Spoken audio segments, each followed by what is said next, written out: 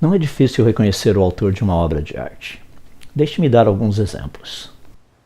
Leonardo da Vinci foi um artista italiano nascido em 1452. Dentre as suas pinturas mais famosas estão A Última Ceia e a Mona Lisa. Ele foi uma das figuras mais importantes da Renascença. Esses outros quadros famosos foram pintados por um outro artista italiano, Michelangelo Merisi, conhecido por Caravaggio. O artista francês Claude Monet foi o fundador do impressionismo francês e um dos mais importantes pintores desse período.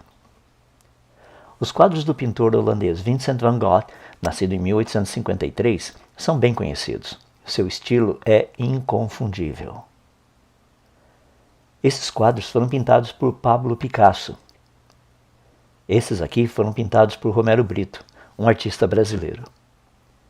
E esses quadros são da artista Sarah Lorenc, uma das expressões da nova geração de artistas brasileiros. Cada um desses artistas desenvolveu um estilo peculiar, como traços utilizados, a precisão ou o exagero nas formas ou até mesmo o grau de abstração, o tipo de tinta, as cores e os tons, o uso da luz e dos contrastes e o tipo de material da tela utilizado, só para citar alguns. Uma pessoa que estuda arte aprende sobre esses detalhes e muitos outros. Assim, um quadro não assinado pode ser estudado e a sua autoria determinado pelas características nele encontradas. Temos muitos exemplos disso na história da arte. Descobrir o autor de uma obra que não foi assinada é fascinante. E nos dias atuais, técnicas e o conhecimento científico têm sido fundamentais nesse processo. Mas tudo começa com as peculiaridades do autor expostas na sua obra de arte.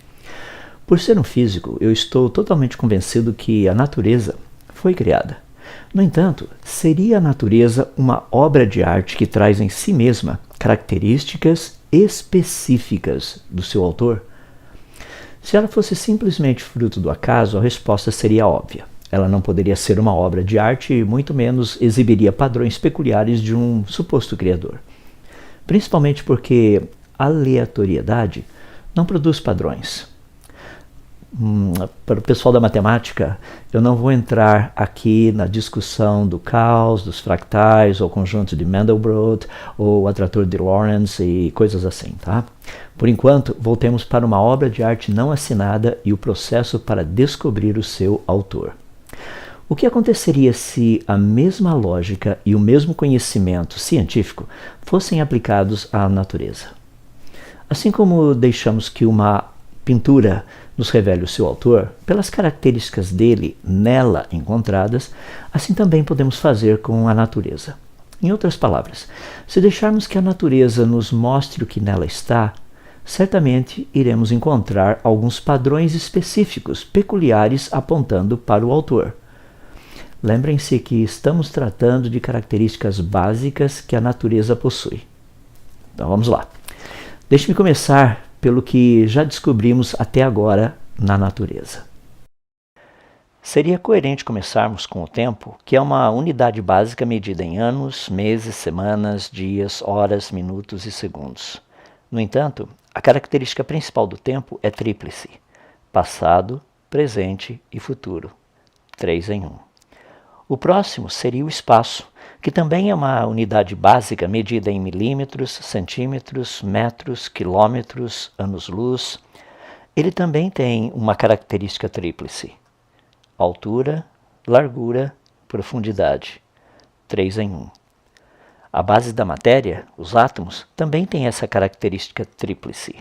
Eles são formados por prótons, nêutrons e elétrons. 3 em 1. Os prótons, por sua vez, também possuem essa mesma característica tríplice: 3 quarks, 2 up quarks e 1 down quark, 3 em 1. Os nêutrons igualmente possuem essa mesma característica tríplice: 3 quarks, 2 down quarks, 1 up quark, 3 em 1. As partículas subatômicas com carga elétrica, os leptons, são 3: elétrons, muons e taus, 3 em 1. As partículas subatômicas sem carga elétrica, os neutrinos, também são 3: o elétron neutrino, o muon neutrino e o tau neutrino, 3 em 1. Na física, uma carga elétrica pode ser positiva, neutra ou negativa, 3 em 1. Os 3 campos fundamentais conhecidos pela física são gravitacional, elétrico e magnético, 3 em 1. Para que o universo exista, são necessários tempo, espaço e matéria, 3 em 1. Lembrem-se que Einstein demonstrou que matéria e energia são intercambiáveis. O planeta Terra oferece um ambiente perfeito para a vida: solo, água e ar, 3 em 1. Na química, uma solução pode ser ácida, neutra ou básica, 3 em 1. Os estados básicos da matéria também são 3: sólido, líquido e gasoso, 3 em 1. Não vou tratar aqui do plasma por ser um gás de íons.